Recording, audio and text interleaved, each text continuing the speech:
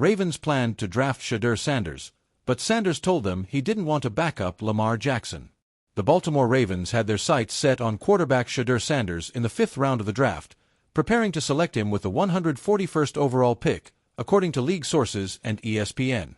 But the former Colorado standout made it clear he wasn't interested in joining a roster led by Lamar Jackson, a two-time MVP firmly entrenched as Baltimore's franchise quarterback. With Jackson's job secure, Sanders knew immediate playing time would be unlikely in Baltimore. Word was relayed to the Ravens that Sanders preferred another landing spot, somewhere he could have a more realistic shot at contributing sooner. Instead, Baltimore pivoted and chose offensive lineman Carson Vinson at number 141. Just 3 picks later, the Cleveland Browns scooped up Sanders at number 144, setting up a twist of fate. Sanders and the Browns will face the Ravens in Baltimore this Sunday, with both teams seeking their first win of the season. For now, Sanders sits third on Cleveland's quarterback depth chart, behind veteran Joe Flacco and rookie Dillon Gabriel. The Browns' QB competition was crowded during camp and preseason, but roster changes opened the door for Sanders. Kenny Pickett was traded to the Las Vegas Raiders, while Tyler Huntley was released last month, paving the way for Sanders to make the 53-man roster. Sanders impressed in his preseason debut but was sidelined the following week with an oblique injury. In his final preseason outing against the Los Angeles Rams, he struggled, taking 5 sacks. Since then, Sanders, Gabriel, and practice squad QB Bailey Zapp have been handling scout team duties. Quarterbacks coach Bill Musgrave praised their effort Friday. "It's exciting because those guys do take pride in getting the defense ready," Musgrave said. "They want to do a good job of replicating the opponent's offense, and at the same time, they want to try to relate any play that they get to our game plan for that week too." On Sunday, Sanders will walk into M&T Bank Stadium, a place that could have been his home field if the draft had unfolded differently. Instead, by voicing his preference, he slipped past Baltimore and found his opportunity in Cleveland. In the weeks leading up to the 2024 NFL Draft, whispers floated through the league's front offices like smoke before a fire. One of those whispers carried the name Shedeur Sanders. Not just another quarterback prospect, Shedeur came packaged with a famous last name, a golden arm, and the football DNA of a legend. Deion Sanders' son was destined to make waves before he ever threw a pass in the league. Behind the curtain, the Baltimore Ravens were plotting a move that almost no one knew about. They loved Shedeur. In their scouting reports, he was graded as a leader, calm under pressure, and eerily efficient in crunch time. While the Ravens were set with Lamar Jackson, their MVP quarterback and face of the franchise, the personnel department envisioned something bold. "Draft him in the 5th round," one scout had suggested in the war room. "He could be our insurance policy, a developmental star." Imagine pairing Lamar and Shedeur in the same quarterback room. It wasn't a crazy thought. Baltimore had always invested in depth and versatility. Having Shedeur as the backup meant security if Lamar ever went down, plus it gave them a young player to develop in their system. But the idea had one flaw, one that Shedeur himself made crystal clear on draft weekend. Draft day drama. The Ravens had their card ready. Their pick was coming up, and Shedeur was still on the board. Teams had been cautious, not wanting to overdraft a quarterback who was both famous and polarizing. Baltimore's brass was ecstatic. They were about to land a quarterback with upside well beyond a 5th rounder. Then came the call.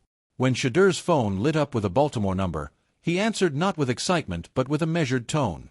According to insiders, the conversation went something like this.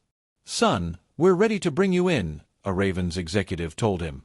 "We see you developing behind Lamar, learning from one of the best in the game. You'll have every resource here." Silence hung for a beat before Shedeur responded. "I respect Lamar. That's his team. But I'm not coming into this league to hold a clipboard. I don't want to spend the next 4 years watching him play while I wait for a chance that might never come. I want to lead my own team." The Ravens front office was stunned. Rarely does a prospect, especially one projected to go in the mid-rounds, have the confidence, or maybe audacity, to push back against a franchise. But Shedeur wasn't just any prospect. He had grown up under Deion Sanders, a man who taught him to speak his truth without fear. In that moment, Baltimore realized their plan had unraveled. Why the Ravens wanted him. For the Ravens, the interest in Shedeur wasn't about replacing Lamar Jackson. They had just extended Lamar, fully committing to him as their centerpiece. But football is a ruthless sport. Injuries change franchises. Depth at quarterback is a luxury, but sometimes it's the difference between competing for a Super Bowl or watching from the couch. Their vision was clear: groom Shedeur as a developmental quarterback. If Lamar stayed healthy, great, Shedeur could eventually become a valuable trade asset. If something happened, they'd have a young, confident signal caller ready to step in. And in some ways, Baltimore thought Shedeur would appreciate the opportunity. Learning behind Lamar, another dual-threat, dynamic quarterback, seemed like the perfect fit. Lamar could be mentor, big brother, and teammate all in one. But Shedeur saw it differently. A different path. To Shedeur, being a backup wasn't just about sitting on the bench, it was about shaping how the world saw him. His father had built a brand on being larger than life. Primetime was never a background character, and Shedeur inherited that mindset. "I'm not going to be in anybody's shadow," he later told a friend. "I respect Lamar. I respect what he's done for the league. But my story is my own. I need a place where I can write it."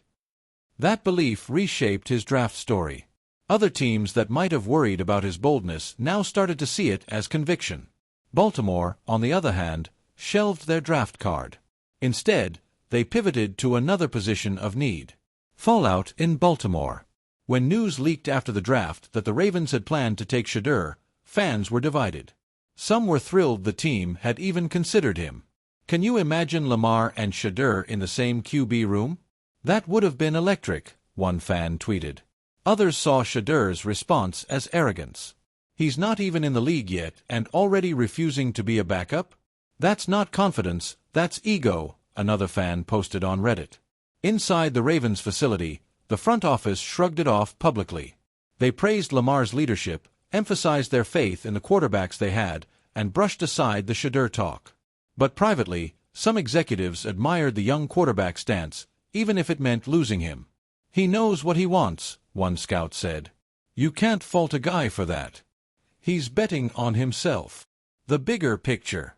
Shedeur's decision not to join the Ravens echoed something larger about the modern NFL. Young quarterbacks are entering the league with brands, expectations, and personal visions. Gone are the days when every rookie happily accepted a long apprenticeship.